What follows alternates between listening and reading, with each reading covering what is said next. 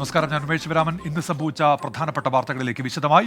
മുഖ്യമന്ത്രിയുടെ മകൾ ഉൾപ്പെട്ട മാസപ്പടി ആരോപണത്തിൽ കേസെടുത്ത് എൻഫോഴ്സ്മെന്റ് ഡയറക്ടറേറ്റ്. ഇ.ഡി. കൊച്ചി യൂണിറ്റാണ് അന്വേഷണം നടത്തുന്നത്. എൻഫോഴ്സ്മെന്റ് ഡയറക്ടറേറ്റ് പ്രഥമ വിവര റിപ്പോർട്ട് രജിസ്റ്റർ ചെയ്തു. അതേസമയം എൻഫോഴ്സ്മെന്റ് ഡയറക്ടറേറ്റ് ബി.ജെ.പിക്ക് വേണ്ടി കൂലിപ്പണിയെടുക്കുന്നുവെന്നായിരുന്നു CPIM സംസ്ഥാന സെക്രട്ടറിയുടെ പ്രതികരണം. ഇഡിയുടെ കാര്യം കൂലിക്ക് പണിയെടുക്കുന്നല്ലേ? അതിനെന്താ വലിയ വിശ്വാസം? നിങ്ങൾക്കുണ്ടാ വലിയ വിശ്വാസമാണ്? രാജ്യത്തെ വിശ്വാസത തകർന്നു പോയി എന്ന് സുപ്രീം കോടതി പറഞ്ഞ ഏറ്റവും പ്രധാനപ്പെട്ട ഏജൻസിയാണ് ഈ പറയുന്ന ഇ.ഡി. ഇ.ഡിയെ മഹത്വവൽക്കരിച്ച് ചോദ്യങ്ങളൊന്നും ചോദിക്കേണ്ട കാര്യമില്ല. അത് അതിൻ്റെ രീതിയിൽ കൈകാര്യം ചെയ്യും. അത് ആരായാലും എല്ലാവരും ലക്ഷ്യം വെക്കാലോ. ആരെ ലക്ഷ്യം വെച്ചുകൂടാതെ? രാഷ്ട്രീയമായിട്ട് നിങ്ങൾക്ക് ആരെയും ലക്ഷ്യം വെക്കാം. CPIM-ഉം BJP-യും തമ്മിലുള്ള സഹകരണത്തിന്റെ ഭാഗമായുള്ള അന്വേഷണം എന്നായിരുന്നു പ്രതിപക്ഷ നേതാവ് VD സതീശന്റെ ആരോപണം. സ്വർണ്ണക്കള്ളക്കടത്ത് കേസിലെ ഇ.ഡി. അന്വേഷണം എവിടെ എത്തി? ലൈഫ് മിഷൻ കൊലക്കേസിലെ ഇ.ഡി. അന്വേഷണം എവിടെ എത്തി? ഇ.ഡി. തെരഞ്ഞെടുപ്പ് പ്രഖ്യാപിച്ചപ്പോൾ ഒരു സ്റ്റണ്ടാണ്. ഞങ്ങൾ തമ്മിൽ ഒരുമിച്ചല്ല എന്ന് കാണിക്കാൻ വേണ്ടിയിട്ടാണ്. കേരളത്തിൽ കഴിഞ്ഞ നിയമസഭാ തെരഞ്ഞെടുപ്പിന് മുമ്പെടുത്ത ഇ.ഡി. അന്വേഷണവും നിയമസഭാ തെരഞ്ഞെടുപ്പിന് ശേഷം എടുത്ത ഇ.ഡി. അന്വേഷണവും എല്ലാം പെരുവഴിയിലാണ്. എല്ലാം ഇവർ തമ്മിൽ ധാരണയുണ്ടാക്കി തീർത്തതാണ്. പകരം കേരളത്തിൽ നടന്ന ഏറ്റവും വലിയ ഹവാല പിടിച്ചത് ആ ഹവാലയുടെ അന്വേഷണം ഇല്ലാതായി. പരസ്പരം സുരേന്ദ്രനെ സഹായിച്ചു കൊടുത്തു സർക്കാർ. ഈ പരസ്പര സഹായ സഹകരണ സംഘം മാത്രമാണിത്. ഇ.ഡി. അന്വേഷണത്തിൽ പ്രശ്നമുണ്ടെങ്കിൽ കോടതിയെ സമീപിക്കട്ടെ എന്നായിരുന്നു തിരുവനന്തപുരത്തെ NDA സ്ഥാനാർത്ഥി രാജീവ് ചന്ദ്രശേഖരന്റെ പ്രതികരണം. ED. Instrument or CBI instrument, അവർക്ക് കോർട്ടില്ലേ? ഇവർക്ക് ബെയിൽ ഡിനൈ ചെയ്യുന്നു, ജയിലിൽ അയക്കുന്നു. അതാരാ ചെയ്യുന്നത്? കോർട്ട് സിസ്റ്റം അല്ലേ? കേസിൽ CBI അന്വേഷണം കൂടി വേണമെന്ന് പരാതിക്കാരനായ ഷോൺ ജോർജിന്റെ പ്രതികരണം. ഇപ്പോൾ പ്രഖ്യാപിച്ചിട്ടുള്ള ഇ.ഡിയുടെ അന്വേഷണം സ്വാഭാവികമായും SFI എൻക്വയറിയുടെ ഭാഗമായി തന്നെ വരേണ്ടതാണ്. സെക്ഷൻ 447 അനുസരിച്ച് തീർച്ചയായിട്ടും സാമ്പത്തിക കുറ്റകൃത്യങ്ങൾ ഇതിനകത്ത് ഇൻവോൾവ് ആണ് എന്ന് പ്രൂവ് ആയി കഴിഞ്ഞാൽ തീർച്ചയായിട്ടും ഇ.ഡിയുടെ സാന്നിധ്യം ഈ കേസ് അന്വേഷണത്തിൽ ആവശ്യമാണ്. ഇ.ഡിയുടെ മാത്രമല്ല CBIയുടെയും സാന്നിധ്യം ഈ കേസ് അന്വേഷണത്തിൽ ആവശ്യമാണ്. വിശദാംശങ്ങളുമായി ഇപ്പോൾ വിനീത VG ചേരുന്നുണ്ട് കൊച്ചിയിൽ നിന്ന്. വിനീത, അങ്ങനെ ഇ.ഡി. കളത്തിലേക്ക് വരുന്നു, രാഷ്ട്രീയ പ്രതികരണങ്ങൾ മറുഭാഗത്തും, എന്തൊക്കെയാണ് വിവരങ്ങൾ? ഉന്മേഷ്, നേരത്തെ തന്നെ ഈ കേസുമായി ബന്ധപ്പെട്ട ചില വിവരങ്ങൾ എൻഫോഴ്സ്മെന്റ് ഡയറക്ടറേറ്റ് തേടിയിരുന്നു. ഇപ്പോൾ ഇതാ ഈ കേസിൽ ECIR രജിസ്റ്റർ ചെയ്തുകൊണ്ട് ഇ.ഡി. തുടർ നടപടികളുമായി മുന്നോട്ട് പോവുകയാണ്. തന്നെ ഈ SFIO കേസെടുത്ത് അന്വേഷണവുമായി മുന്നോട്ട് പോകുന്നതിന്റെ കൂടി അടിസ്ഥാനത്തിലാണ് ഇ.ഡിയുടെ തുടർ നീക്കം. ഇ.ഡി. എൻഫോഴ്സ്മെന്റ് ഡയറക്ടറേറ്റിന്റെ കൊച്ചി യൂണിറ്റാണ് ഈ അന്വേഷണവുമായി മുന്നോട്ട് പോകുന്നത്. ഈ ഇടപാടുകളിൽ ഏതെങ്കിലും തരത്തിൽ കള്ളപ്പണം ഇടപാട് നടന്നിട്ടുണ്ടെന്ന് ഉൾപ്പെടെയുള്ള കാര്യങ്ങളാണ് ഈ ഘട്ടത്തിൽ എൻഫോഴ്സ്മെന്റ് ഡയറക്ടറേറ്റ് പരിശോധിക്കുന്നത്. മുഖ്യമന്ത്രിയുടെ മകൾ വീണ വിജയൻ, ഒപ്പം തന്നെ എക്സാലോജിക് എന്നിവരൊക്കെ തന്നെ ഈ അന്വേഷണ പരിധിയിൽ വരും. ഈ ആരോപണ വിധേയർക്ക് നോട്ടീസ് നൽകി വിളിച്ചു വരുത്തി ചോദ്യം ചെയ്യുന്ന അടക്കമുള്ള തുടർ നടപടികളിലേക്ക് കൂടി ഇ.ഡി. കടക്കുന്നുവെന്നാണ് നമുക്ക് ഈ ഘട്ടത്തിൽ അറിയാൻ കഴിയുന്നത്. ഉന്മേഷ്. വിനീത വിജിയാണ് വാർത്തയുടെ വിശദാംശങ്ങൾ നൽകിയത്. കിഫ്ബി മസാല ബോണ്ട് കേസിൽ മുൻ ധനമന്ത്രി ഡോക്ടർ TM തോമസ് ഐസക്കിന് വീണ്ടും ഇ.ഡി. നോട്ടീസ്. അടുത്ത മാസം 2-ന് കൊച്ചി ഓഫീസിൽ ഹാജരാകണം. ഇ.ഡി. സമൻസിന് എതിരായ ഡോക്ടർ TM തോമസ് ഐസക്കിന്റെ ഹർജി ഹൈക്കോടതി മെയ് 21-ലേക്ക് മാറ്റിയതിന് പിന്നാലെയാണ് തോമസ് ഐസക്കിന് വീണ്ടും ഇ.ഡി. നോട്ടീസ് അയച്ചത്. ഇ.ഡി. നടപടി രാഷ്ട്രീയ പ്രേരിതമെന്ന് ഡോക്ടർ TM തോമസ് ഐസക് പ്രതികരിച്ചു. ഇ.ഡിയുടെ പേടിപ്പിക്കലൊക്കെ ഉത്തരേന്ത്യയിൽ മതിയെന്നാണ് അദ്ദേഹത്തിന്റെ പ്രതികരണം. എൻ്റെ തോന്നല് എന്തുവാ, അന്ന് ചെന്നില്ലെങ്കിൽ എന്താ മൂക്കിപ്പൊടിയാക്കൂ? ഇങ്ങനെയൊക്കെ മനുഷ്യന്മാരെ ഭീഷണിപ്പെടുത്തിയാൽ എന്താ? ഇവിടെ ആർക്കും ഇ.ഡി. പേടിയൊന്നുമില്ല കേട്ടാ. അത് വടക്കേന്ത്യയിലൊക്കെ പോയിട്ട് വല്ലതും നോക്കി വെച്ചാൽ മതി. വിവരങ്ങളുമായി ഇപ്പോൾ ശ്രീജിത്ത് ശ്രീകുമാരൻ ചേരുന്നുണ്ട് പത്തനംതിട്ടയിൽ നിന്ന്. ശ്രീജിത്ത്, അദ്ദേഹം നിലപാട് പറയുന്നുണ്ട്. ഇ.ഡി. വീണ്ടും ഹാജരാകാൻ ആവശ്യപ്പെട്ട ഈ പശ്ചാത്തലത്തിൽ എന്തൊക്കെയാണ് വിവരങ്ങൾ ശ്രീജിത്ത്? 8ാം തവണയാണ് ഇ.ഡി. ഡോക്ടർ TM തോമസ് ഐസക്കിന് മസാല ബോണ്ട് കേസിൽ കിഫ്ബി മസാല ബോണ്ട് കേസിൽ ഒരു സമൻസ് അല്ലെങ്കിൽ നോട്ടീസ് അയക്കുന്നത്. ഇതുവരെ ഒന്നും തന്നെ തോമസ് ഐസക് ഹാജരായിരുന്നില്ല. എന്തായാലും ഹൈക്കോടതിയിൽ തോമസ് ഐസക്കിന്റെ ഹർജി പരിഗണിക്കുന്നുണ്ട്. ഈ സമൻസ് അയക്കുന്ന സംവിധാനം അവസാനിപ്പിക്കണം, താൻ ഇപ്പോൾ തെരഞ്ഞെടുപ്പ് പ്രചരണത്തിന്റെ ഭാഗമാണ് എന്ന രീതിയിൽ ഹൈക്കോടതിയിൽ ഒരു ഹർജി നിലനിൽക്കുന്നുണ്ട്. ഇത് മെയ് 21-ന് വീണ്ടും മാറ്റിവെച്ചിരിക്കുകയാണ് കേൾക്കാൻ. ആ ഒരു സമയത്താണ് വീണ്ടും ഒരു നോട്ടീസുമായി ഇ.ഡി. രംഗത്തെത്തിയിരിക്കുന്നത്. ഇത് കോടതി ലക്ഷ്യമാണ് എന്നാണ് doctor T M Thomas Isaac പറഞ്ഞു വെക്കുന്നത്. എന്തായാലും 8-ാം തീയതി ഹാജരാകില്ല, തിങ്കളാഴ്ച തന്നെ കോടതിയെ സമീപിക്കും. അതിനുവേണ്ട നടപടിക്രമങ്ങൾ പൂർത്തിയായി കഴിഞ്ഞു. കോടതി പറഞ്ഞാൽ താൻ ഹാജരാകാമെന്നൊരു നിലപാടാണ് doctor T M Thomas Isaac സ്വീകരിക്കുന്നത്. ഇത് കൂടാതെ അതിൽ ഏറ്റവും എടുത്തു പറയേണ്ടത് ഇഡിക്കെതിരെ ഒരു വെല്ലുവിളിയുടെ സ്വരം തന്നെയാണ് ഇന്നും ഇടത് സ്ഥാനാർത്ഥിയും CPIM കേന്ദ്ര കമ്മിറ്റി അംഗവുമായ തോമസ് ഐസക് മുന്നോട്ട് വെച്ചത്. അദ്ദേഹം പറഞ്ഞത് ഇഡി എന്താ മുക്കിൽ പൊടിയാക്കുമോ എന്നാണ് ചോദിച്ചത്. ഇത് കൂടാതെ ഇത് വടക്കേ ഇന്ത്യയൊന്നുമല്ല, പേടിപ്പിക്കാൻ നോക്കേണ്ട എന്നും കൂടി പറഞ്ഞു വെക്കുന്നു. അതായത് നിയമപരമായി നീങ്ങുന്നതിനോടൊപ്പം തന്നെ ഈ വിഷയത്തിൽ ഒരു രാഷ്ട്രീയമായി ഒരു നേട്ടം ഉണ്ടാക്കാൻ കൂടി CPIM-ഉം ഇടതുപക്ഷവും ശ്രമിക്കുന്നു. പക്ഷേ ഇഡിയുടെ നോട്ടീസ് അന്ത്യശാസന നോട്ടീസാണെന്ന് തോമസ് ഐസക് തന്നെ പറയുന്നുണ്ട്. This is your last chance എന്ന് ആ നോട്ടീസിൽ മെൻഷൻ ചെയ്തിട്ടുണ്ട്, കൃത്യമായി തന്നെ പറഞ്ഞിട്ടുണ്ട്. നിങ്ങളുടെ അവസാന അവസരമാണ് എന്ന് പറഞ്ഞിട്ടുണ്ട് എന്ന് നമ്മൾ മനസ്സിലാക്കുന്നു. അങ്ങനെയാണെങ്കിൽ തുടർ നടപടികളിലേക്ക് കടക്കും. ശരി ശ്രീകുമാർ, ഇപ്പോൾ പ്രധാനപ്പെട്ട ഒരു വാർത്ത വരുന്നുണ്ട്. മദ്യനയ അഴിമതി കേസിൽ ഇഡി കസ്റ്റഡിയിൽ കഴിയുന്ന ഡൽഹി മുഖ്യമന്ത്രി അരവിന്ദ് കെജ്രിവാളിന് തിരിച്ചടി. ഉടൻ വിട്ടയക്കണമെന്ന ആവശ്യം ഡൽഹി ഹൈക്കോടതി തള്ളിയിരിക്കുന്നു. മറുപടി നൽകാൻ ഇഡിക്ക് ഏപ്രിൽ 3 വരെ സമയം അനുവദിച്ചു. ബൽറാം നെടുങ്ങാടി ഡൽഹിയിൽ നിന്ന്. ബൽറാം, ഒട്ടേറെ വാദങ്ങൾ അതിൽ പ്രധാനപ്പെട്ടവ ഉന്നയിക്കുമെന്നായിരുന്നുവല്ലോ കോടതി പറഞ്ഞത്. അപ്പോൾ ഈ മുന്നോട്ട് വെച്ച വാദങ്ങളെല്ലാം തള്ളിക്കൊണ്ടാണ് ഇപ്പോഴത്തെ ഈ ഉത്തരവ്. ബൽറാം, ഉന്മേഷ്, മുഖ്യമന്ത്രി അരവിന്ദ് കെജ്രിവാളിന് ഡൽഹി ഹൈക്കോടതിയിൽ നിന്നും ഉടനടി ആശ്വാസം ലഭിച്ചില്ല. അദ്ദേഹത്തിന്റെ ആവശ്യം കോടതി അംഗീകരിച്ചിട്ടില്ല. ഉടനടി തന്നെ കെജ്രിവാളിനെ വിട്ടയക്കണമെന്നും അദ്ദേഹത്തിന്റെ അറസ്റ്റും കസ്റ്റഡിയും നിയമവിരുദ്ധമാണ് എന്നുമാണ് അദ്ദേഹത്തിന് വേണ്ടി അഭിഭാഷകർ കോടതിയിൽ വാദിച്ചത്. എന്നാൽ കോടതി അത് അംഗീകരിക്കാൻ തയ്യാറായിട്ടില്ല. ഇന്ന് അദ്ദേഹത്തിന്റെ ഹർജി പരിഗണിക്കുന്ന ഘട്ടത്തിൽ തന്നെ കോടതി എൻഫോഴ്സ്മെന്റ് ഡയറക്ടറേറ്റ് അറിയിച്ചത് 500ഓളം പേജുള്ള അദ്ദേഹത്തിന്റെ ഹർജി പരിശോധിക്കാൻ ആവശ്യമായ സമയം ലഭിച്ചില്ല എന്നും ആവശ്യമായ സമയം നൽകണം എന്നുള്ളതാണ്. കോടതി അക്കാര്യം അംഗീകരിക്കുകയായിരുന്നു. ഈ ഘട്ടത്തിൽ അദ്ദേഹത്തിന്റെ അഭിഭാഷകർ ഇതിനെ എതിർത്തു. തുടർന്ന് അല്പസമയം കഴിഞ്ഞ് മറ്റ് അടിയന്തര പ്രാധാന്യമുള്ള കേസുകൾ പരിഗണിച്ച ശേഷമാണ് കെജ്രിവാളിന്റെ ഹർജിയിലുള്ള തുടർവാദം നടന്നത്. ശക്തമായ വാദങ്ങളാണ് കെജ്രിവാളിന് വേണ്ടി അദ്ദേഹത്തിന്റെ അഭിഭാഷകർ, മുതിർന്ന അഭിഭാഷകൻ അഭിഷേക് സിംഗ്വി അടക്കമുള്ളവർ ഉന്നയിച്ചത്. കെജ്രിവാളിന്റെ അറസ്റ്റ് അത് ഒരു രാഷ്ട്രീയ പ്രേരിതമായ നടപടിയാണ് എന്നും തെരഞ്ഞെടുപ്പ് പെരുമാറ്റച്ചട്ടം നിലനിൽക്കുന്ന സാഹചര്യത്തിലാണ് അദ്ദേഹത്തിന്റെ അറസ്റ്റ് ഉണ്ടായത് എന്നും അദ്ദേഹത്തിന്റെ പ്രചരണത്തിന് ഉൾപ്പെടെ അദ്ദേഹം ഇറങ്ങുന്നത് തടയാൻ ലക്ഷ്യം വെച്ചുള്ള നടപടിയാണ് എന്നും ഉടൻ തന്നെ കെജ്രിവാളിനെ വിട്ടയക്കണം എന്നുമാണ് ആവശ്യപ്പെട്ടത്. എന്നാൽ എൻഫോഴ്സ്മെന്റ് ഡയറക്ടറേറ്റിന്റെ കൂടുതൽ സമയം വേണം എന്ന ആവശ്യം എൻഫോഴ്സ്മെന്റ് ഡയറക്ടറേറ്റ് 3 ആഴ്ചത്തെ സമയമാണ് ആവശ്യപ്പെട്ടത്. അത് പൂർണ്ണമായും അംഗീകരിച്ചിട്ടില്ലെങ്കിൽ പോലും 7 ദിവസത്തെ സമയമാണ് ഇഡിക്ക് മറുപടി നൽകാൻ കോടതി നൽകിയിരിക്കുന്നത്. തുടർന്ന് ഈ ഏപ്രിൽ 3-ന് ഈ ഹർജി, കെജ്രിവാളിന്റെ ഹർജി വീണ്ടും പരിഗണിക്കും. ആ ഘട്ടത്തിൽ ആ സമയത്തേക്കും ഇഡി കോടതിയിൽ കെജ്രിവാളിന്റെ ഈ അപേക്ഷയിൽ മറുപടി നൽകേണ്ടതുണ്ട്. എന്തായാലും കെജ്രിവാളിനെ സംബന്ധിച്ചിടത്തോളം ഉടൻ വിട്ടയക്കണമെന്നും അറസ്റ്റ് നിയമവിരുദ്ധമാണ് എന്നുമുള്ള അപേക്ഷ കോടതി പരിഗണിച്ചിട്ടില്ല എന്ന് തന്നെയാണ് വ്യക്തമാക്കുന്നത്. ഇഡിക്ക് 1 ആഴ്ചത്തെ സമയം അനുവദിച്ചിരിക്കുകയാണ് കോടതി. ബൽറാം, അപ്പോൾ ഈ വാദഗതികൾ ഉയർന്നൊക്കെ നമ്മൾ കേട്ടതാണ്. നേരത്തെ വാദം നടക്കുന്ന സമയത്ത് പ്രധാനപ്പെട്ട വാദങ്ങൾ ഉന്നയിക്കുമെന്നായിരുന്നുവല്ലോ കോടതി പറഞ്ഞത്. ഇതൊരു സാങ്കേതികത മാത്രമെന്നാണോ കരുതേണ്ടത്? കാരണം ഇഡി മറുപടി നൽകാൻ സമയം ആവശ്യപ്പെടുന്നു, ആ സമയം അനുവദിക്കുന്നു. കാരണം ഒട്ടേറെ ആരോപണങ്ങൾ ഇതിന്റെ ഭാഗമായി കെജ്രിവാളിന്റെ അഭിഭാഷകർ മുന്നോട്ട് വെച്ചു, അതിനൊക്കെ മറുപടി നൽകണം. അങ്ങനെ തികച്ചും സാങ്കേതികമായ ഒരു നടപടി എന്നാണോ കാണേണ്ടത്? അതോ ഈ കെജ്രിവാളിന് വേണ്ടി ഉന്നയിക്കപ്പെട്ട പ്രധാന വാദഗതികളൊക്കെ കോടതി തള്ളുന്നുവെന്നാണോ ബൽറാം? ഉന്മേഷ്, ഇതിൽ നിന്ന് വ്യക്തമാകുന്നത് ഉടനടി കെജ്രിവാളിനെ വിട്ടയക്കണമെന്നും അറസ്റ്റ് അടക്കമുള്ള നടപടികൾ നിയമവിരുദ്ധമാണ് എന്നുമുള്ള കെജ്രിവാളിന്റെ അഭിഭാഷകരുടെ വാദം കോടതി അംഗീകരിച്ചിട്ടില്ല എന്നുള്ളത് തന്നെയാണ്.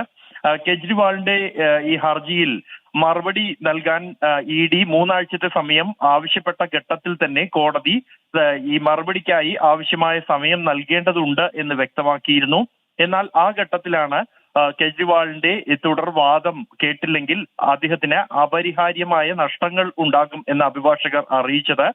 തുടർന്നാണ് മറ്റ് ഏറ്റവും പ്രധാനപ്പെട്ട അദ്ദേഹത്തിന്റെ വാദങ്ങൾ മാത്രം ഉന്നയിക്കാനുള്ള അവസരം കോടതി നൽകിയത്. തുടർന്ന് ആ വാദഗതികൾ ഉന്നയിക്കുകയായിരുന്നു അദ്ദേഹത്തിന്റെ അഭിഭാഷകർ. അതിൽ രാഷ്ട്രീയ പ്രേരിതമാണ് ഈ നടപടി എന്നുള്ളത് തന്നെയാണ് പ്രധാനമായും ചൂണ്ടിക്കാണിച്ചത്. തെരഞ്ഞെടുപ്പ് കാലത്ത് അറസ്റ്റ് നടന്ന നടപടിയെ അടക്കം ചൂണ്ടിക്കാണിച്ചുകൊണ്ടാണ് കെജ്രിവാളിനെ ഉടൻ വിട്ടയക്കണമെന്ന ആവശ്യം ഉന്നയിച്ചത്. എന്നാൽ അത് കോടതി അംഗീകരിച്ചിട്ടില്ല എന്നത് തന്നെയാണ് വ്യക്തമാകുന്നത്. ഉന്മേഷ്, മദ്യനയ അഴിമതി കേസിൽ ഡൽഹി മുഖ്യമന്ത്രി അരവിന്ദ് കെജ്രിവാളിന് അടിയന്തര ആശ്വാസമില്ല, ഉടൻ വിട്ടയക്കണം എന്നുള്ള ആവശ്യം ഡൽഹി ഹൈക്കോടതി അംഗീകരിച്ചില്ല. ബൽറാം നെടുങ്ങാടി വിശദാംശങ്ങൾ നൽകുകയായിരുന്നു. പൂക്കോട് വെറ്ററിനറി കോളേജ് വിദ്യാർത്ഥി ജെ സിദ്ധാർത്ഥന്റെ മരണത്തിലെ അന്വേഷണം സിബിഐക്ക് വിട്ടുകൊണ്ടുള്ള രേഖകൾ സംസ്ഥാനം കേന്ദ്ര പേഴ്സണൽ മന്ത്രാലയത്തിന് കൈമാറി. ആഭ്യന്തര വകുപ്പിലെ സ്പെഷ്യൽ സെൽ ഡിവൈഎസ്പി നേരിട്ട് ഡൽഹിയിൽ എത്തിയാണ് രേഖകൾ നൽകിയത്. അതേസമയം വെറ്ററിനറി സർവകലാശാലയുടെ പുതിയ VCI ഡോക്ടർ KS അനിൽ ചുമതലയേറ്റു. ഹൈക്കോടതിയുടെ ഇടക്കാല സ്റ്റേക്ക് പിന്നാലെ കോളേജിലെ 13 വിദ്യാർത്ഥികളുടെ സസ്പെൻഷൻ റദ്ദാക്കി. സംഭവത്തിൽ 13 പേർ കുറ്റക്കാരെന്ന് റാഗിംഗ് വിരുദ്ധ സമിതി കണ്ടെത്തിയിരുന്നു. പിന്നാലെ 13 പേരെയും സസ്പെൻഡ് ചെയ്തു. ഇത് ചോദ്യം ചെയ്ത് 2 വിദ്യാർത്ഥികൾ ഹൈക്കോടതിയിൽ നിന്ന് ഇടക്കാല സ്റ്റേ നേടുകയായിരുന്നു. വിവരങ്ങളുമായി അജീഷ് ജയകുമാറുണ്ട് ഇപ്പോൾ തിരുവനന്തപുരത്ത് നിന്ന്. അജീഷ്, പറയൂ. ഉന്മേഷ്, എന്തായാലും മുഖ്യമന്ത്രി നേരിട്ട് ഭരിക്കുന്ന ആഭ്യന്തര വകുപ്പിന് കീഴിൽ തന്നെ ഒരു ഗുരുതര വീഴ്ചയുണ്ടാകുന്നു. ഈ ഒരു പശ്ചാത്തലം വിവാദമായതോടെയാണ് ഇന്നലെ രാത്രി തന്നെ സ്പെഷ്യൽ സെൽ DYSPക്ക് രേഖകളും നൽകി സർക്കാർ ഡൽഹിക്ക് വിമാനം കയറ്റിവിട്ടത്. ഇന്ന് രാവിലെയാണ് പേഴ്സണൽ മന്ത്രാലയത്തിൽ നേരിട്ടെത്തി സ്പെഷ്യൽ സെൽ DYSP ശ്രീകാന്ത് രേഖകൾ കൈമാറിയത്. പ്രൊഫോമ അടക്കമുള്ള രേഖകളാണ് പേഴ്സണൽ മന്ത്രാലയത്തിന് കൈമാറിയത്. FIRന്റെ ഇംഗ്ലീഷിലുള്ള പകർപ്പ്, മഹസർ, മൊഴി, ഇതടക്കമുള്ള 8 വിവരങ്ങളാണ് പ്രൊഫോമയിലുള്ളത്. ഈ വിവരങ്ങൾ പേഴ്സണൽ മന്ത്രാലയം പരിശോധിച്ച ശേഷം CBI ഡയറക്ടർക്ക് കൈമാറും. CBI ഡയറക്ടറാണ് ഈ കേസ് അന്വേഷണം ഏറ്റെടുക്കണമോ വേണ്ടയോ എന്ന് ഇനി തീരുമാനമെടുക്കുക. എന്തായാലും ഈ വിഷയം സർക്കാരിന് വലിയ നാണക്കേടാണ് ഉണ്ടാക്കിയത്. പക്ഷേ പ്രതിപക്ഷം ഇത് ഏറ്റെടുത്ത് ഇതുമായി ബന്ധപ്പെട്ട തുടർ സമരങ്ങളടക്കമുള്ള കാര്യങ്ങൾ ആലോചിക്കുകയാണ്. എന്തായാലും കഴിഞ്ഞ ദിവസം VC അതായത് PC ശശീന്ദ്രൻ രാജിവെച്ചിരുന്നു. ഈ 30ഓളം വിദ്യാർത്ഥികളെ സർവകലാശാലയിലെ സസ്പെൻഷൻ പിൻവലിച്ചിരുന്നു PC ശശീന്ദ്രൻ. ഈ തീരുമാനം ഗവർണർ ഇടപെട്ട് തിരുത്തുകയും ഈ PC ശശീന്ദ്രനിൽ അതൃപ്തിയും രേഖപ്പെടുത്തിയിരുന്നു. ഇതിനെ തുടർന്നാണ് ശശീന്ദ്രൻ നേരത്തെ രാജിവെച്ചത്. ഈ ഒഴിവിലേക്കാണ് ഇപ്പോൾ പുതിയ VCയെ നിയമിച്ചിരിക്കുന്നത്. സർവകലാശാലയിൽ തന്നെ പ്രൊഫസറായ KS അനിലാണ് പുതിയ സർവകലാശാല വൈസ് ചാൻസലർ. അജീഷ് ജയകുമാറാണ് വിശദാംശങ്ങൾ നൽകിയത്. ഇന്നത്തെ മറ്റൊരു പ്രധാനപ്പെട്ട വാർത്ത വന്നത് കേരള കലാമണ്ഡലത്തിൽ നിന്നാണ്. മോഹിനിയാട്ടം ക്ലാസുകളിൽ ആൺകുട്ടികൾക്ക് പ്രവേശനം നൽകാൻ തീരുമാനമുണ്ടായി. അടുത്ത അധ്യയന വർഷം മുതൽ പ്രവേശനം അനുവദിക്കാനാണ് ഇന്ന് ചേർന്ന ഭരണസമിതിയുടെ തീരുമാനം. ലിംഗഭേദമന്യേ എല്ലാ ഡിപ്പാർട്ട്മെന്റുകളിലും വിദ്യാർത്ഥികൾക്ക് പ്രവേശനം ഉറപ്പാക്കുമെന്ന് വൈസ് ചാൻസലർ B അനന്തകൃഷ്ണൻ പറഞ്ഞു. പ്രാവീണ്യത്തെയും അഭിരുചിയെയും ആസ്പദമാക്കിയാണ് അഡ്മിഷൻ നടക്കുന്നത്. അത് പ്രാക്ടീസ് ബേസ്ഡ് ടെസ്റ്റ്, ഓഡിഷൻ ഉണ്ടാവും. അവിടെ നമ്മൾ ഒരിക്കലും അത് ജെൻഡർ ഭേദമന്യേ ആയിരിക്കും സംഭവിക്കുക. അടുത്ത അഡ്മിഷന് ജെൻഡർ ന്യൂട്രൽ അപ്രോച്ച് ഉണ്ടാവും.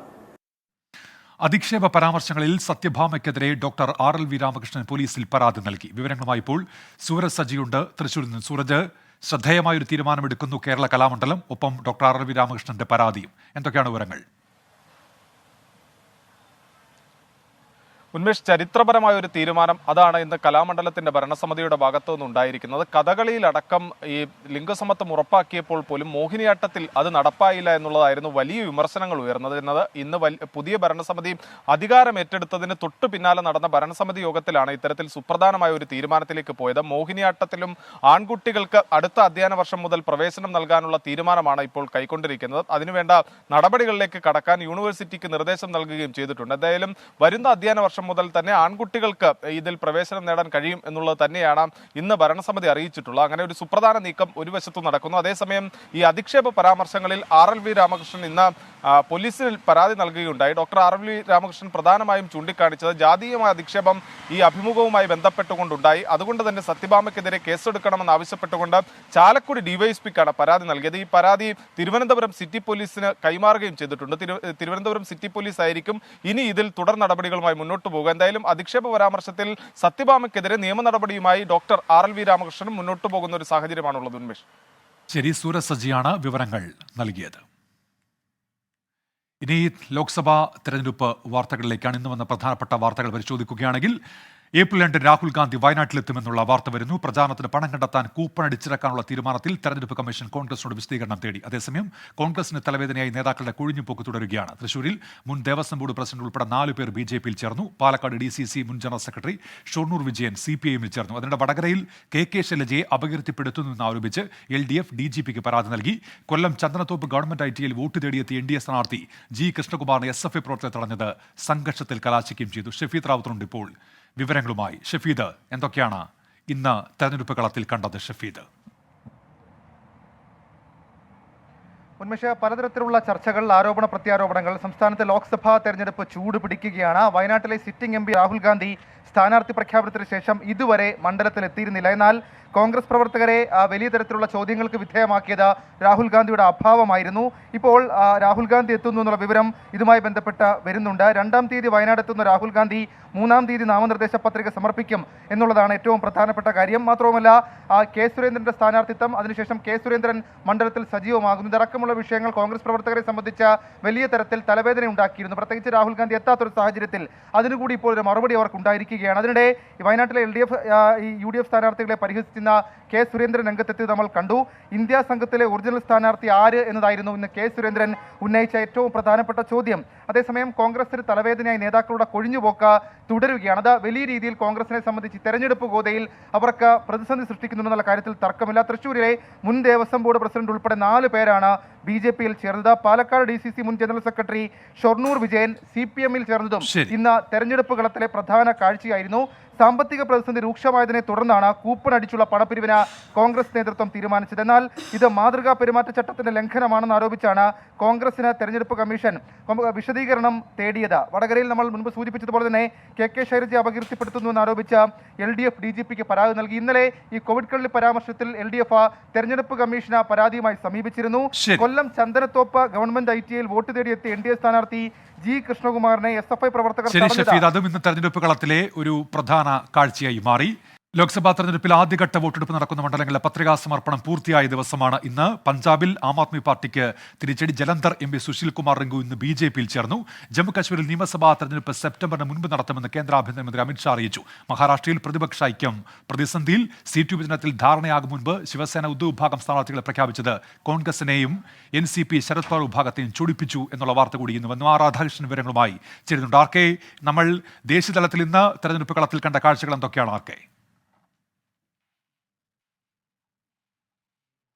ഏറ്റവും പ്രധാനപ്പെട്ടത് ആം ആദ്മിയിൽ ഭിന്നതയില്ല എന്ന് പറയുന്ന ഒരു ഘട്ടത്തിൽ, പ്രത്യേകിച്ച് അവരുടെ ശക്തി കേന്ദ്രങ്ങളിൽ പ്രധാനപ്പെട്ട പഞ്ചാബിൽ തിരിച്ചടി ഉണ്ടായിരിക്കുന്നു എന്നുള്ളതാണ്. ജലന്ധർ MP റിങ്കു ഒരു സാഹചര്യത്തിലും ഒരുപക്ഷെ ഈ പാർട്ടി വിടും എന്ന് ആരും കരുതിയിരുന്നതല്ല. പക്ഷേ BJP നേതൃത്വത്തിന്റെ ഇടപെടൽ, BJP മാനേജർമാരുടെ ഇടപെടൽ, അത് ആം ആദ്മി പാർട്ടിയിലും പ്രതിഫലനം ഉണ്ടാക്കിയിരിക്കുന്നു. അതിന്റെ ഭാഗമായിട്ട് ജലന്ധറിൽ നിന്നുള്ള റിങ്കു BJP-യിലേക്ക് എത്തിയിരിക്കുകയാണ്.